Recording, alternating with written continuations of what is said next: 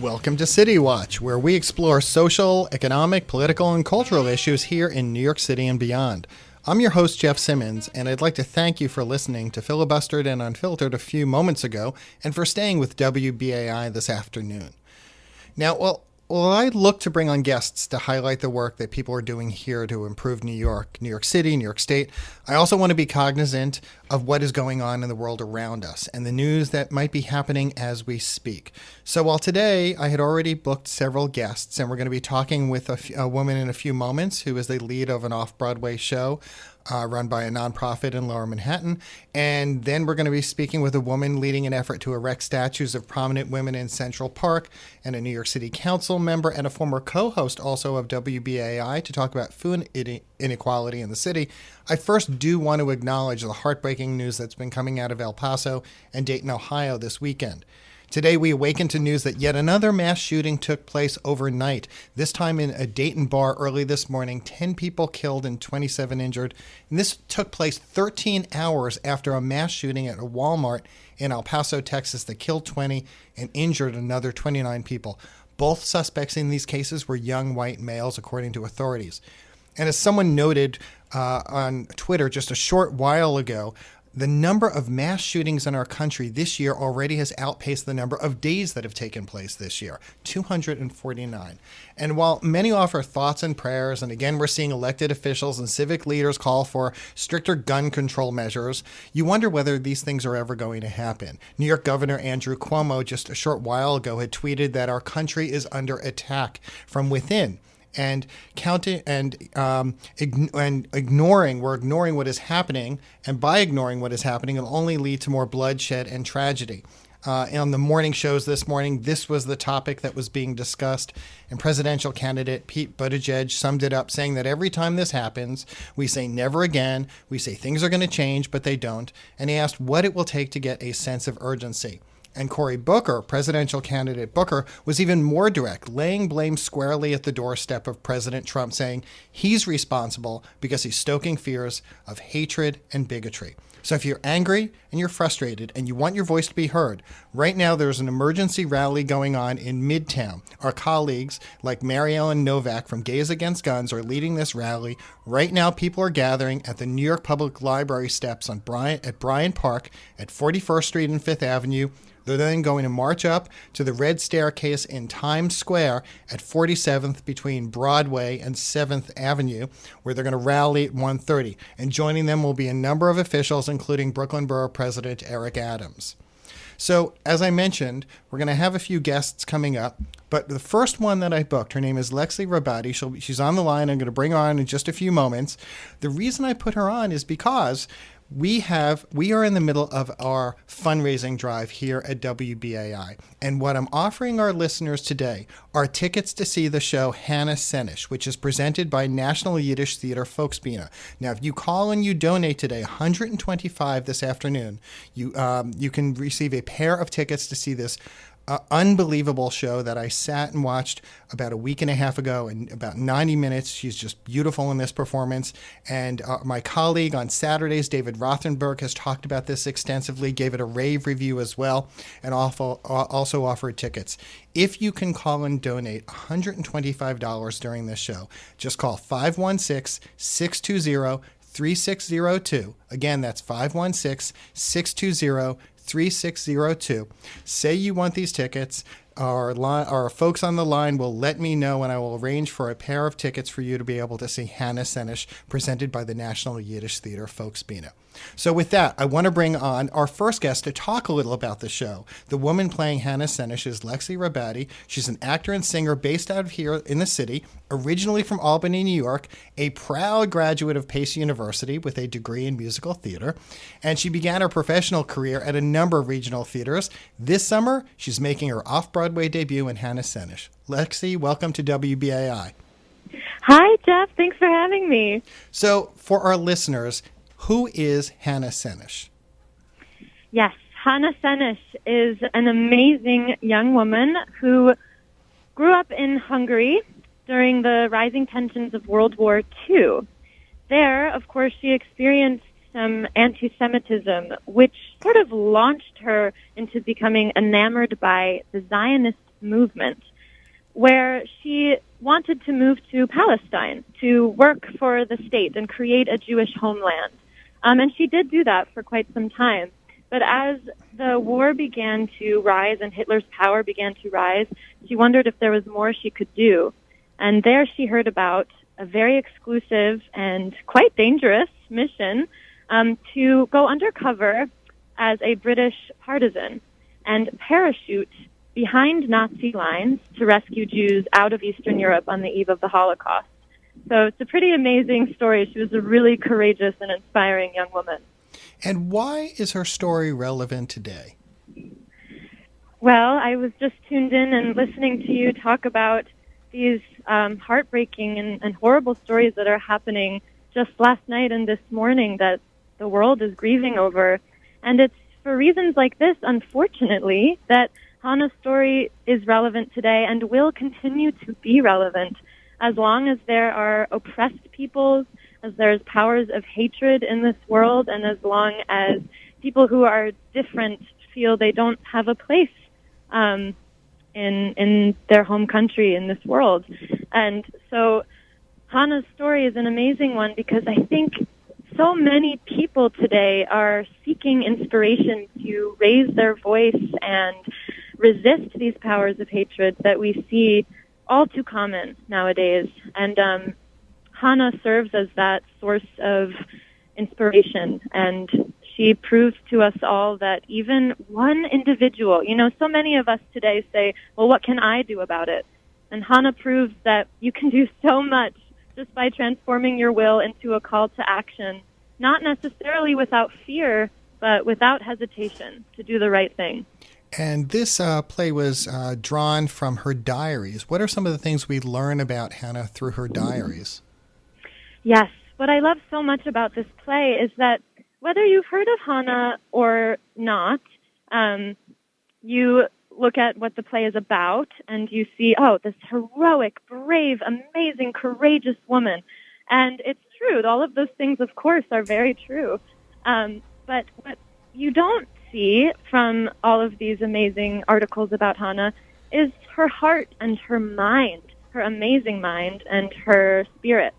And so throughout the course of the play, we get to see Hannah from age 13 up until the end of her very short life at 22. And so we learn that she was kind of this privileged, very cultured, very assimilated young schoolgirl in Hungary, worrying about boys and dresses and all of these kind of seemingly frivolous things that what I love about Hannah is even then she's aware that they're frivolous. She's always equipped with this amazing self-awareness, and her relation to humanity is at the forefront of her mind. So I love that we learn so much about Hannah before she gets this flame ignited in her, which is that her mission. And I noted that this is being presented by National Yiddish Theater. Folkbsiene, this show is in English, not in Yiddish. How did you prepare for this part?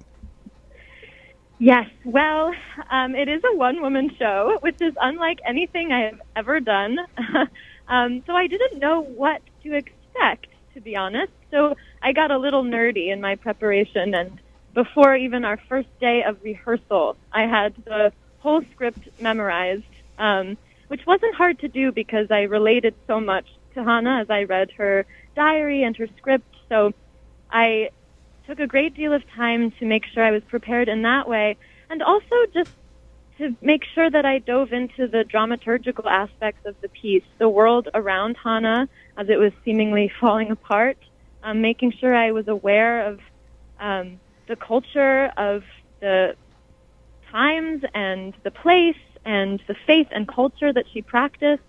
I was able to get my hands on an amazing published copy that anybody could get their hands on if you're interested, of her diary, but it's also a compilation of letters she wrote to and from her mother and her brother, as well as firsthand accounts with people who were on the mission with her, which is kind of incredible. So I had a lot of great source material and, of course, the amazing team, my amazing writer and director, David, and our incredible little family. Really, I couldn't have done it without them. helped me to prepare for this incredible undertaking. And I've talked with the director, David Schechter, about this as well. And, it really fits into Yiddish Theater Folkbsiene's entire season, which is about spiritual resistance. Can you talk a little about that? Yes, I love the theme for this season of spiritual resistance. I think it's just beautiful vocabulary, and it's exactly what Hannah was able to do. She is a universal resistance icon, right? And although, like I said, it seems a little overwhelming, you're thinking, oh, I could never do that. I could never be like that. But what I love about our piece is that I think it's inspiring and a call to action for our audience members to say, hey, you can engage in spiritual resistance in your own way as well, whether it be taking on an incredibly dangerous mission like Hannah did, or just writing a poem about something that matters to you in the world and sharing it, also like Hannah got to do. I think it's kind of amazing. And the season coming up after the show, they've got everything from staged readings to full-fledged productions to contemporary comedies and even the very first Yiddish piece that was produced in America. So there's certainly something for everybody, all having to do with this amazing theme of spiritual resistance. So you're sure to be left talking about it on your way home after you see any of these amazing pieces. So audience members are obviously discovering you for the first time. I gave a synopsis of your bio. Can you just tell us a little more about you? Yeah. Well, I heard you mentioned I'm from upstate New York, and I went to Pace University. So I've been in the city for a few years.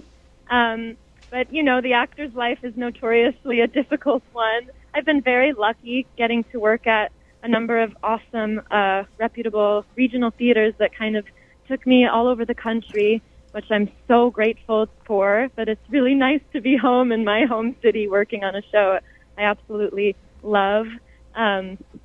I live in Harlem. I am really enjoying this summer working in the city with my boyfriend. And you know what? Also, I do want to point out one thing that the artistic director, Zalman Mlatek, had mentioned is you're playing this role, but you're not Jewish. Correct.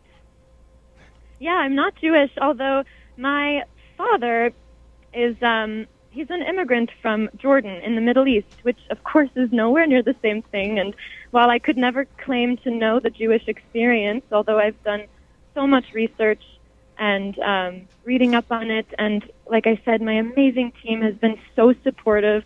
This sort of Jewish family I feel I've been adopted into. I'm so lucky, and I've been so welcomed by them. But I do understand what it's like to relate to roots of otherness, and I am a proud example of the fruits of immigration in our country, and a representative of diversity in the theater. So that's one way I get to relate to Hannah. So we've got just about a minute left. How can people find out more about you? Well, you can go to my website. It's just my first and last name, LexiRabadi.com. I'm also on Instagram and Twitter, and it's all the same thing, first and last name, Lexi Rabadi. Lexi, thank you so much for joining me here on WBAI today. Thank you so much for having me, Jeff. It was lovely. So if you want to learn more about the show and about Lexi, you also can go to Folkbsiene's website at nytf.org. But also, if you were just inspired by this conversation, remember we are in fundraising mode right here. And for a $125 donation today, you can get a pair of tickets to see Hannah Senesh presented by the National Yiddish Theater Folkbsiene at the Museum of Jewish Heritage, a living memorial to the Holocaust. Just call 516-620-3602, or you can go to WBAI.org, or you can text WBAI to 41444. So as we talked about Hannah Senesh, you probably came to understand she was a groundbreaking woman. She was the first woman to parachute behind enemy lines in World War II, certainly worthy of a statue, I would imagine. So here in New York City, did you know that there are only 5 female historical figures depicted in statues in outdoor public spaces? All of them are in Manhattan. I'm sure you know that one is Eleanor Roosevelt in Riverside Park, another of Harriet Tubman in Harlem. There have been multiple efforts arising to erect statues of prominent, groundbreaking women here in New York City, and my next guest is one of the leaders of an effort to do just that. I'd like to bring on Namita Luthra, director at the Elizabeth Cady Stanton and Susan B. Anthony Statue Fund, Incorporated, which is an all-volunteer nonprofit seeking to place the first statue honoring women's history in New York City's Central Park as part of the Monumental Women Campaign.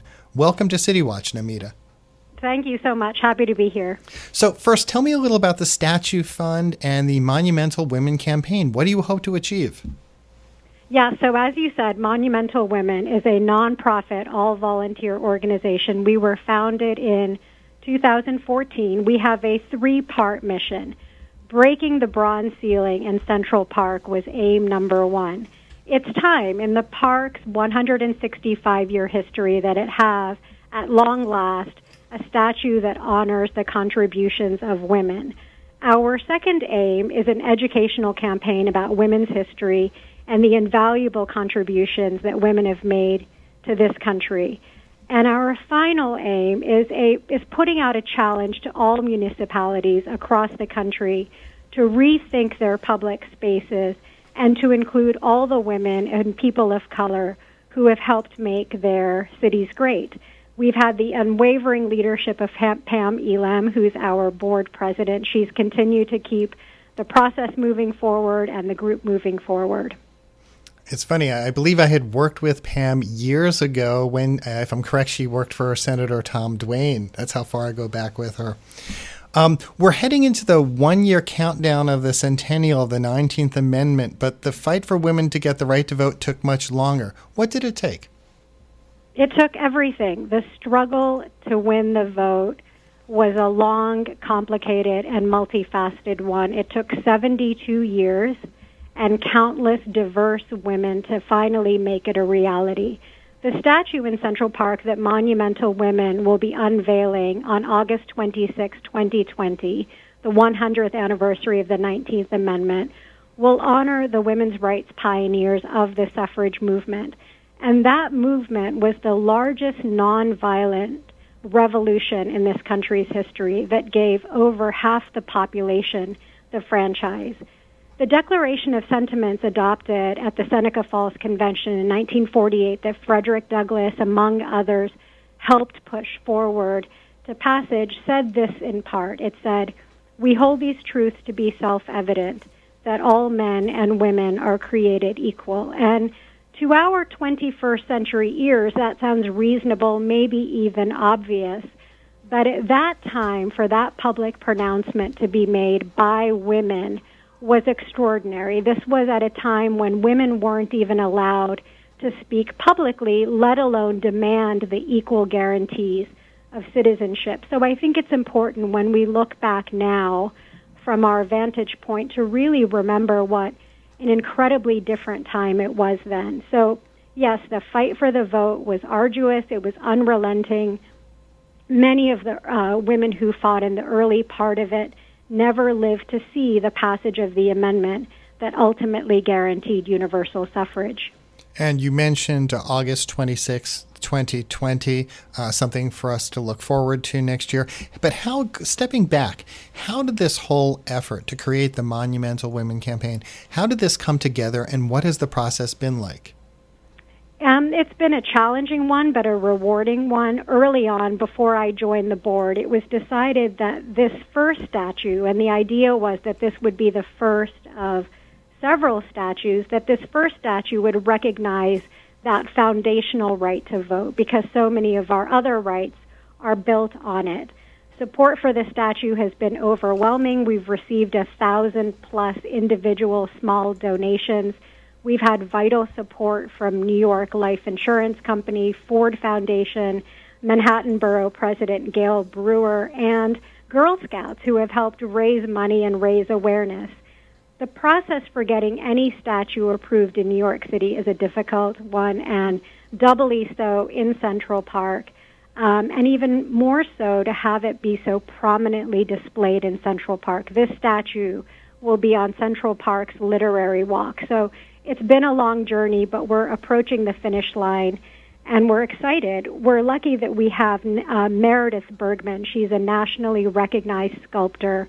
Her works include the Boston Women's Memorial, the September 11th Memorial at the Cathedral of St. John the Divine, and the FDR Hope Memorial on Roosevelt Island. So we're in good hands.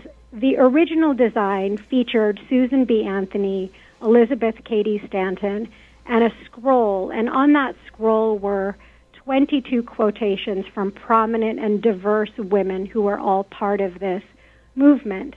The New York City Public Design Commission unanimously voted for conceptual approval of the statue, but removed both the scroll and the ballot box. So we will soon be announcing a redesign of the statue, so stay tuned for what that redesign will look like. And you mentioned Elizabeth Cady Stanton and Susan B. Anthony. Both of those have women had ties to Central Park? They did. They spent time there. They took carriage rides. Elizabeth Cady Stanton played with her children in the park. For really much of their 50-year relationship, they worked and lived right here in New York City. Both of them were unmatched logistical and political tacticians for the movement. Decade after decade, they kept the movement alive. They ran a weekly newspaper about women's rights called The Revolution. So for this first statue, they seemed fitting.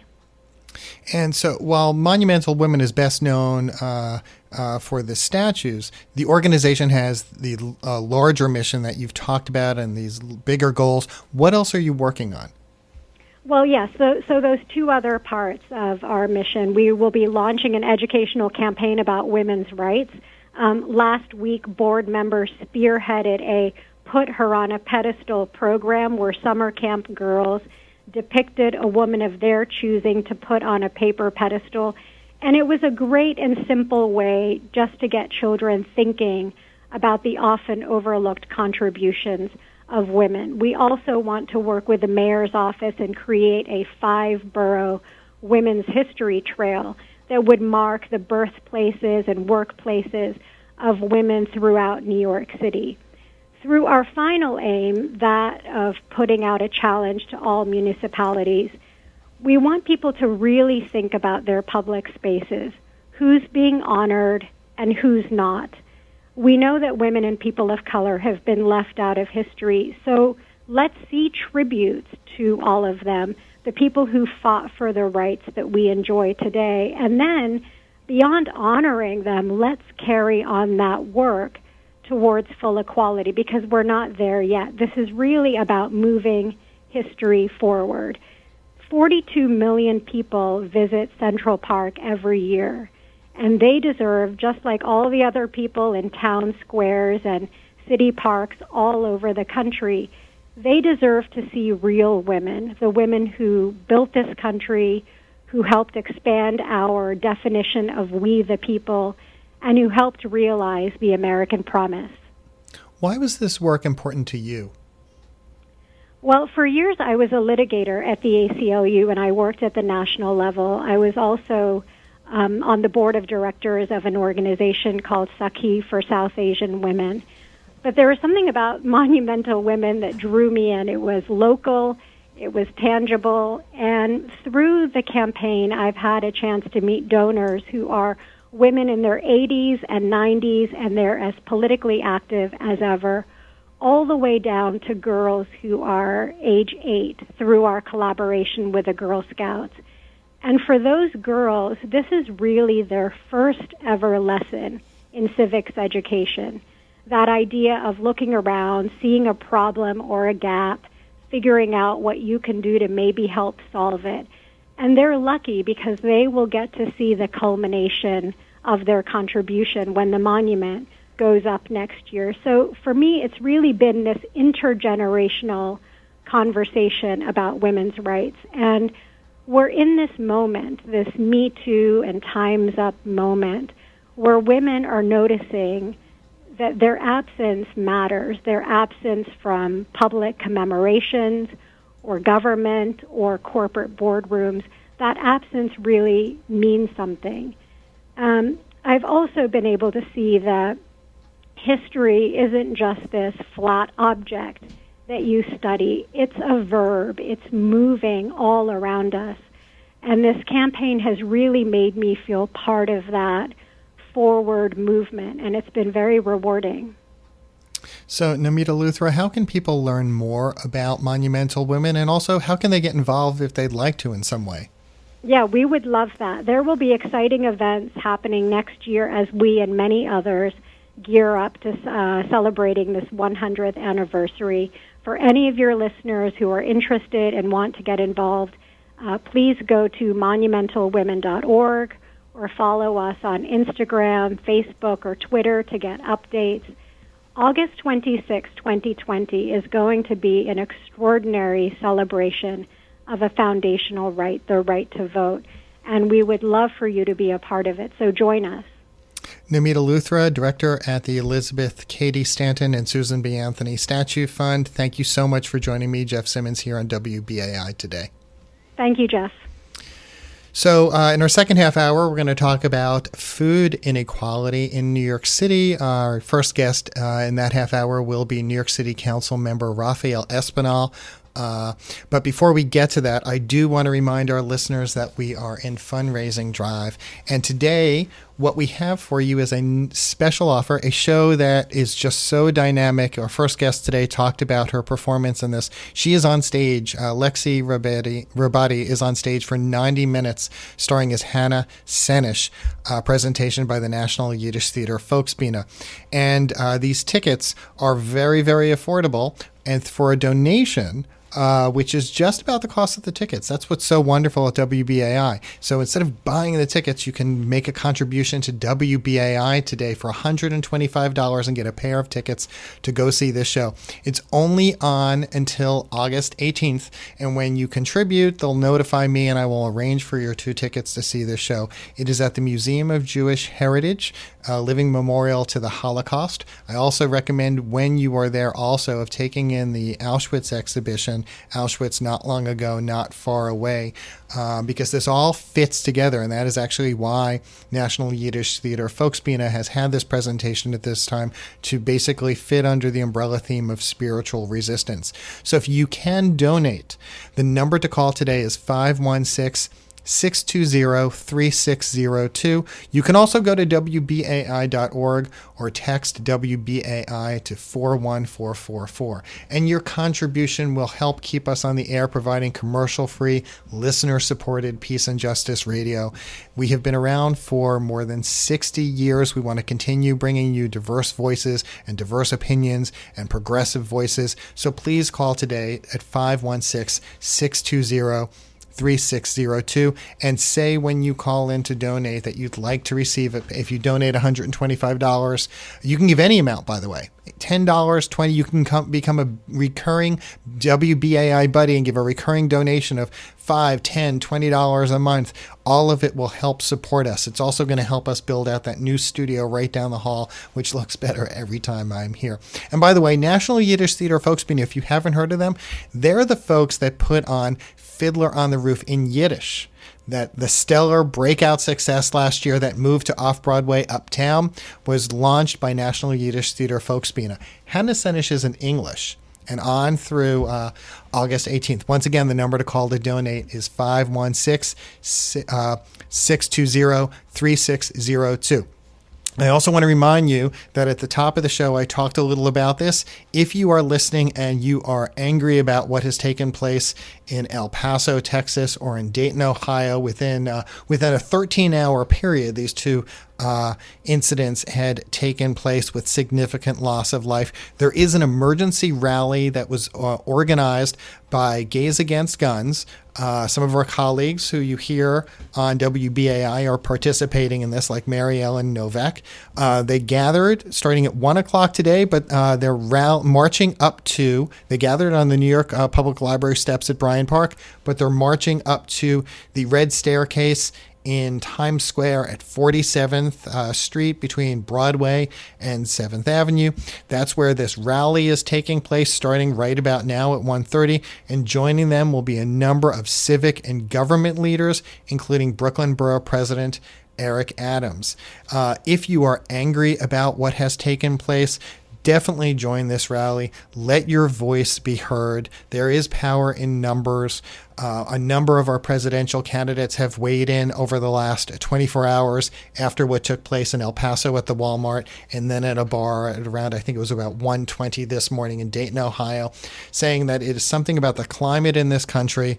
And our governor has weighed in on this, saying that our country's under attack from within and we cannot continue to ignore what is happening, because if we do, that will lead to more bloodshed and tragedy.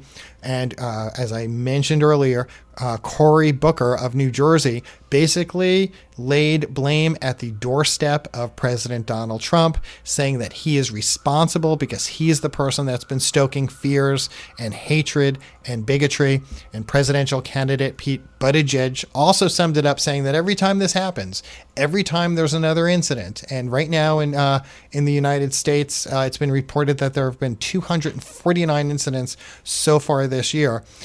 We say never again. We say we need significant reforms on gun control, but then these things do not take place. And, and as President Buttigieg had said, he asked what it will take to get a sense of urgency, because this continues to go on. So if you're angry or frustrated, definitely become part of this emergency rally, which is going on right now in Times Square at 47th Street between Broadway and 7th Avenue. And you will hear from a number of civic leaders and elected officials. So you are listening to WBAI 99.5 FM. I am your host, Jeff Simmons, here on City Watch. In the first half hour, we had spoken to Monumental women, and we spoke to the star of Hannah Senesh, Lexi Rabadi. And in just a few moments, we're going to segue into a discussion that I had wanted to have after a report came out by our New York City Council Speaker, Corey Johnson, because just a few days ago, he unveiled a plan to address food inequity in New York City. And as he said in his introduction to the release of this comprehensive report, New York City is one of the richest cities in the world. So everyone should have equitable access to healthy food, and every community should have greater control over their food options, and every neighborhood should have food businesses that reflect the community's cultures and diversity. So during this half hour of the show, I'd like to learn more about Speaker Johnson's plan, and what the speaker and our other city leaders hope to achieve, both short and long term, and what some of the challenges are. So joining me now is New York City Council member Rafael Espinal of Brooklyn. He has been one of the leaders advocating for a citywide plan for urban agriculture. Council member Espinal, welcome back to City Watch.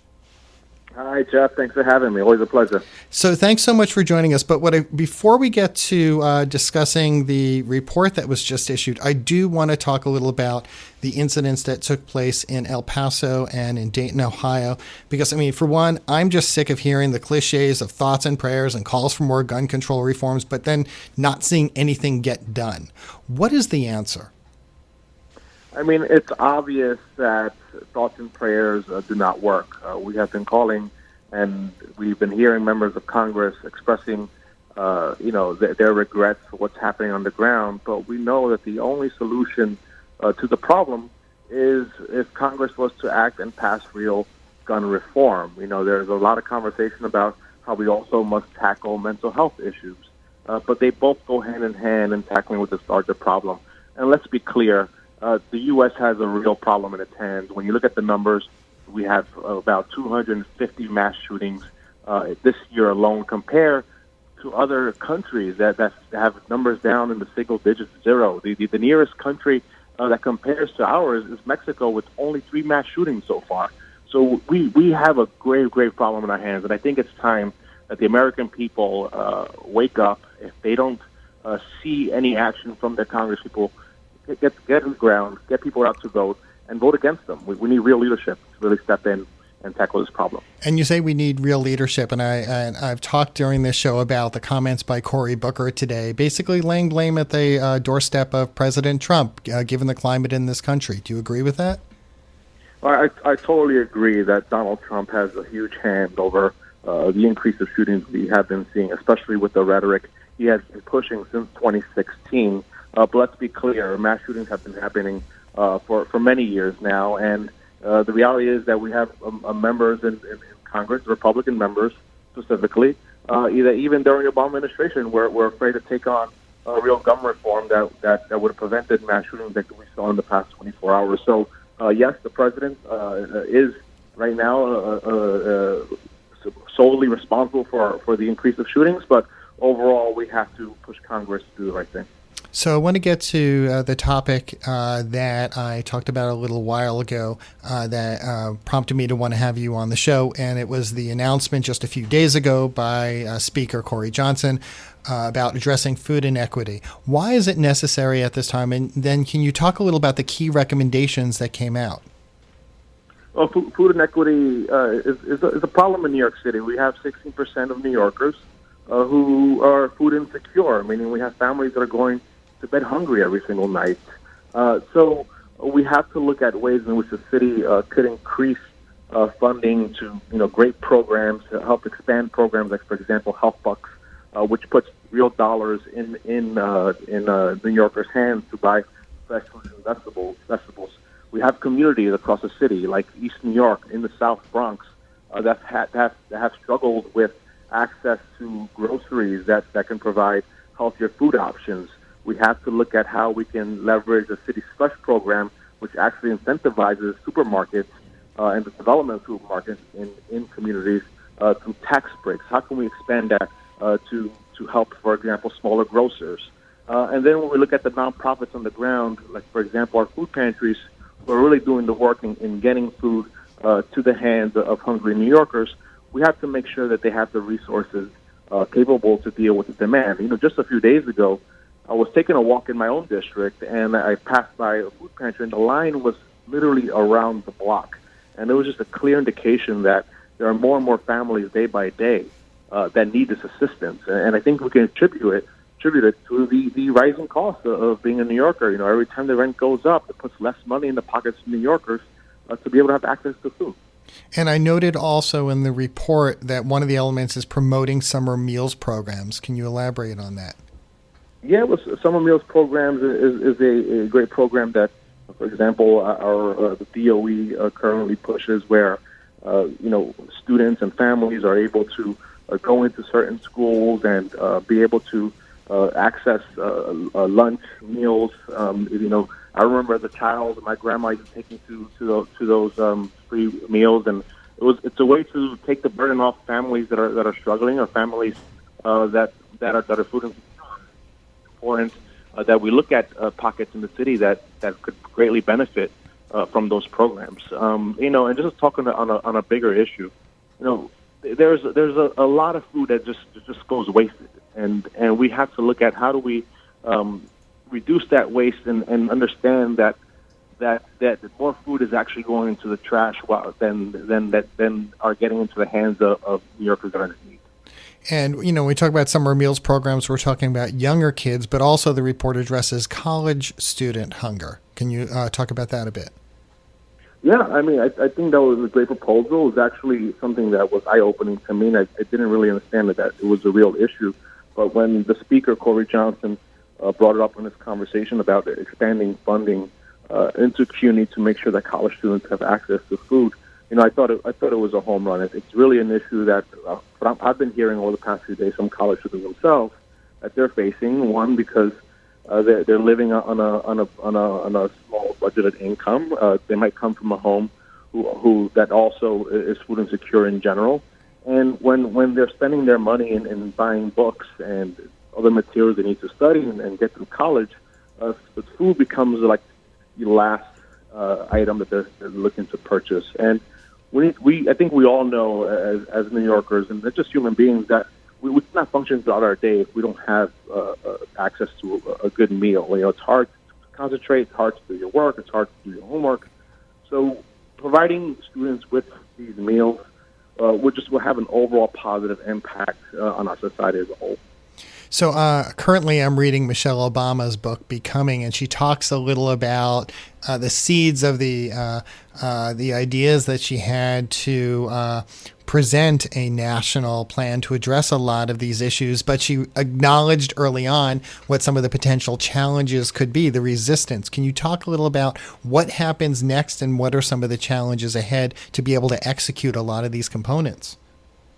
Well, there is, I would say, a resistance on the ground from, I think, New Yorkers as a whole to wanting to eat healthier or not finding healthy food options as a viable source for their meals, and it all comes down to education. I believe that when First Lady Obama was pushing this program, a lot of they've seen a decline in student participation in school lunches. But it comes down to pairing those food programs with nutrition-based education in the classrooms. You can set up farmers markets across the entire city, but that does not mean that every New Yorker is going to want to play a part in accessing that food and purchasing from it, because they don't understand the nutritional value of eating healthier, eating locally. So we have a lot of work to do when it comes to education. And I think and that's something I've been pushing for in my own district, pushing programs like, for example, this great nonprofit Wellness in the Schools that actually goes into the schools, teaches the lunch staff how to cook from scratch using fresh ingredients, but also going into the classroom and giving cooking classes to the students so they can learn the nutritional benefits of fresh local food, but also learn how to make that at home to encourage their own parents to purchase healthy food when they go shopping. So, Councilmember, we've got just about a minute or two left. I want to just go to two other quick issues. One is the judge's decision late last week on Daniel Pantaleo. How would you say the mayor has handled this, and what should the police commissioner do? Well, I would say this. I believe that Pantaleo should be fired. He should have been fired from the moment that the video was released and it became clear that he played a hand at the death of Eric Gardner. The mayor, I believe, understands the intensity and the importance moving forward with firing Pantaleo.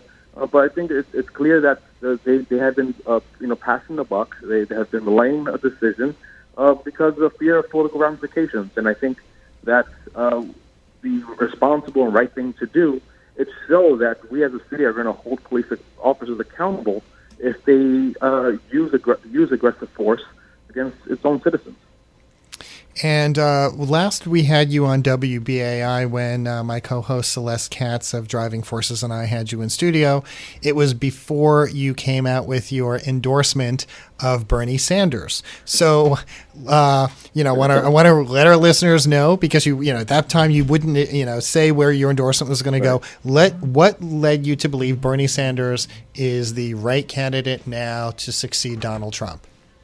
Yeah, for full transparency, I actually was the first elected official back in 2016 to endorse Bernie Sanders. I believe I was the first the second time around.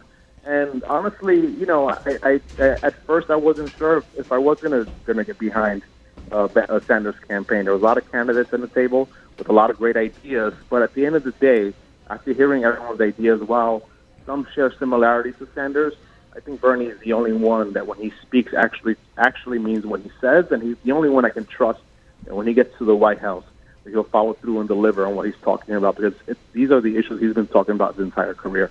And how would you rate his performance during the presidential debate this past week?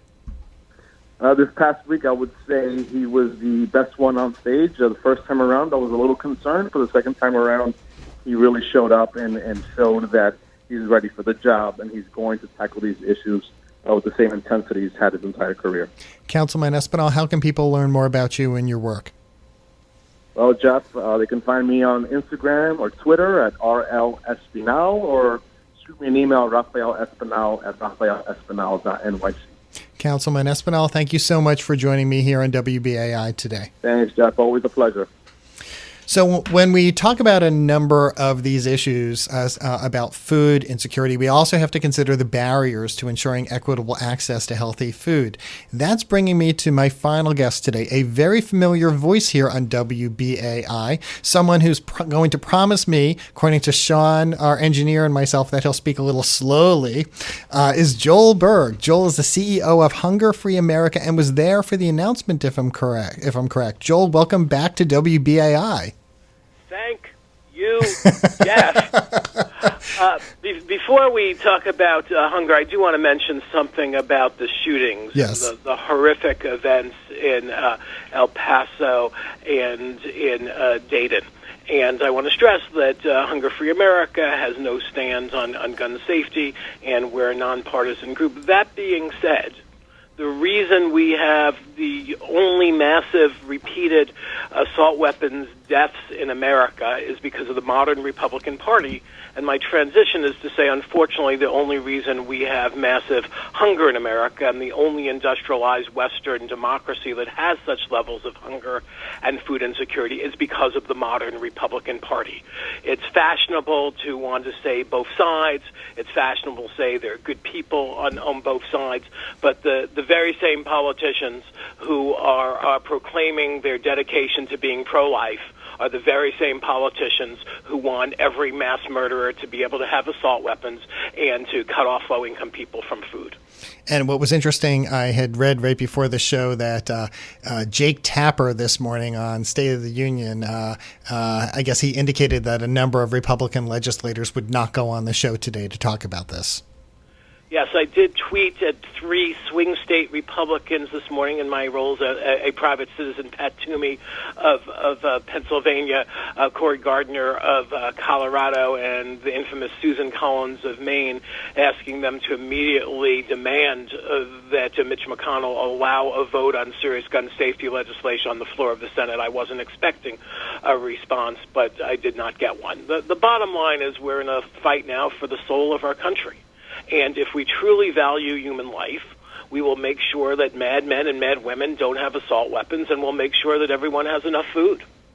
So in that last part, saying that you want to make sure that everyone has enough food, you were there for the announcement by Corey Johnson last week. Can you talk to me a little about this plan and what resonated most with you?